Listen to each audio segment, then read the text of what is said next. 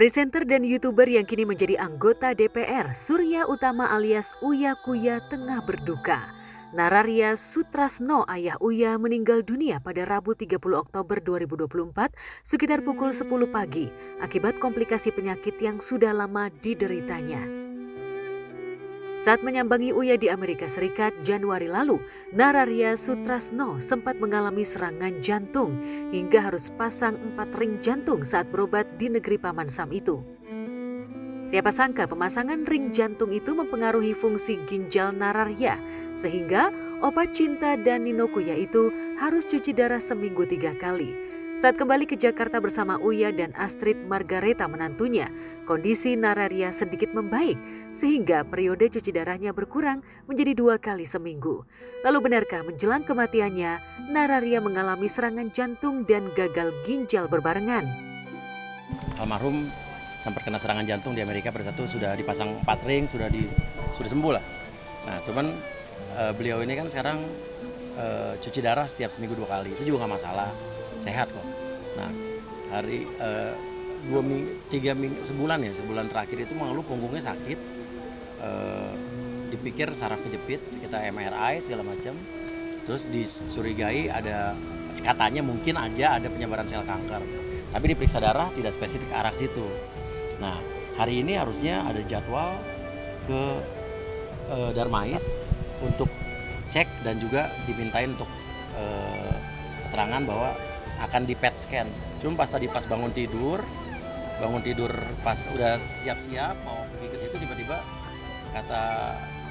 kata ibu saya tadi dia mengeluh sesak napas. Tiba-tiba ibu saya teriak udah sesak napas sekali, terus kakak saya dari kantor pulang tapi kayaknya meninggalnya pas di rumah. Jadi pas mau dibawa di mobil udah nggak ada.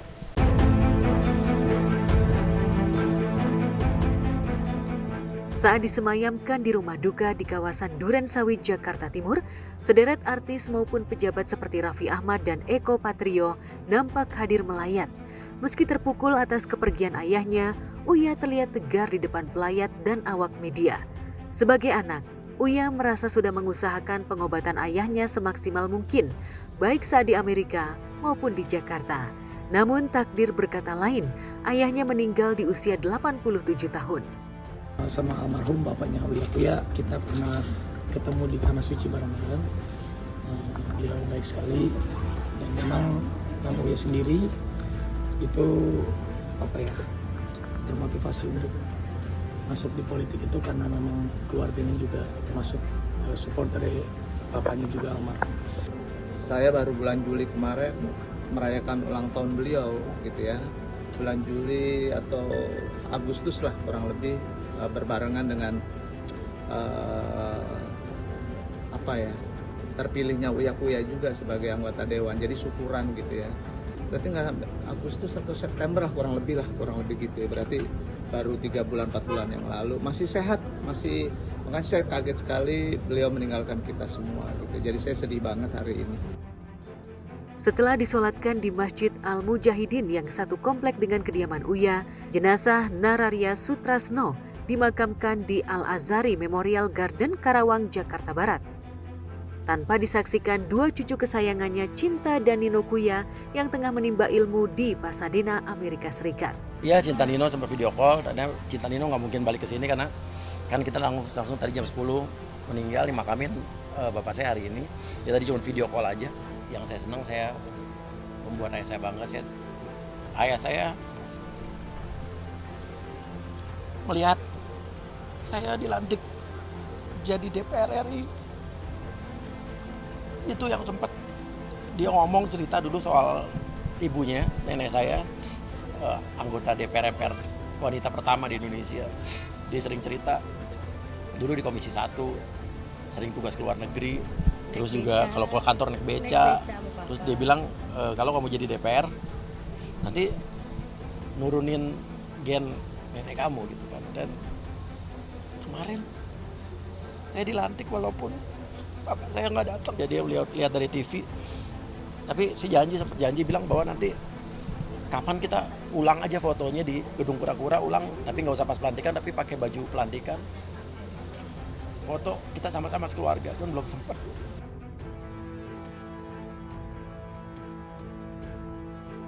Semasa hidup, Nararya Sutrasno dikenal sebagai pribadi yang ramah dan bijaksana. Uya banyak belajar kedisiplinan dan nilai-nilai budi pekerti dari almarhum yang merupakan seorang pendidik. Ada satu hal yang saya akan selesaikan. Ayah saya cerita tahun lalu bahwa dia masih punya persoalan tanah yang dikuasai oleh developer. Dia punya tanah, nggak gede sih, di Desa Bedahan, Sawangan. Tanahnya tiba-tiba yang punya sertifikat milik sudah berdiri developer real estate. Jadi saya janji ini kan saya selesaikan mafia tanah di Desa Bedahan itu. Termasuk orang-orang aparat desa yang dulu terlibat saya akan sikat. Sekali lagi untuk Kang Uya, sekeluarga, Mbak Aswid, turut berduka cita sedalam-dalamnya. Semoga almarhum diterima di sisi Allah Subhanahu Wa Taala, diampuni semua dosanya, dan juga keluarga diberi ketabahan.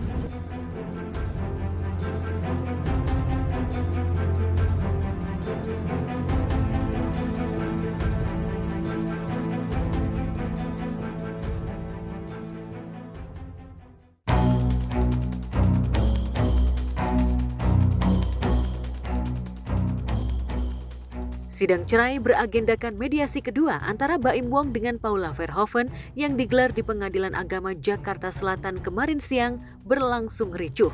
Padahal Paula berharangan hadir karena kesibukannya di dunia modeling. Namun, pengacara Alfon Kurnia Palma yang mewakili Paula menyatakan bahwa kliennya tidak sepakat dengan permintaan pihak Baim yang menginginkan sidang cerai berikutnya digelar secara terbuka. Baim yang ingin menjalani sidang tatap muka cukup kecewa dengan putusan majelis hakim yang terkesan mengabulkan keinginan pihak Paula dengan memutuskan sidang berikutnya digelar secara e-court. Karena sempat bersitegang di depan majelis hakim, sidang cerai Baim dan Paula sempat diskors. Ya, majelis, pertama-tama untuk begini, itu kan sebenarnya daripada submit ya. Ya kemudian diserahkan, tidak dibaca gitu kan, untuk apa? Apakah hanya sekedar untuk mendapatkan suatu konsistensi media?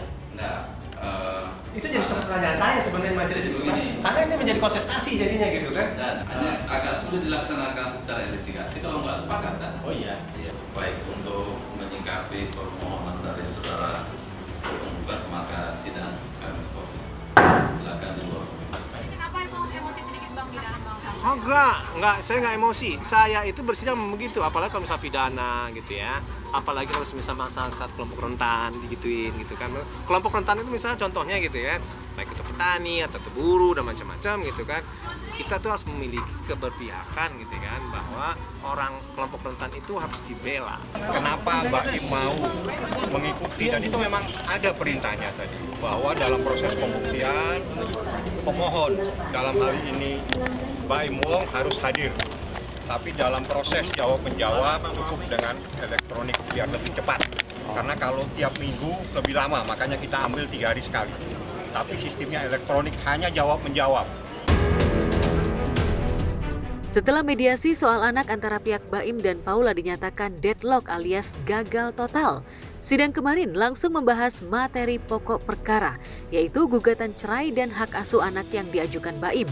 Diprediksi sidang cerai Baim versus Paula bakal semakin panas, karena definisi kasih sayang terhadap anak antara Baim dan Paula juga tidak mencapai titik temu.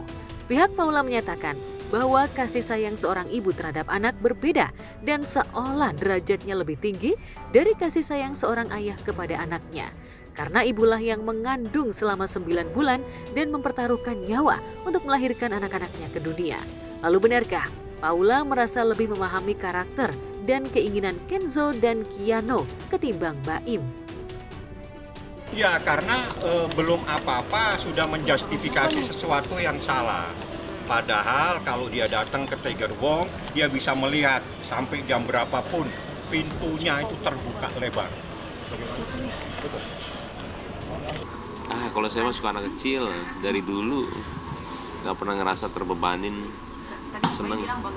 Ya, saat tidur sama ibu itu berbeda-beda rasanya.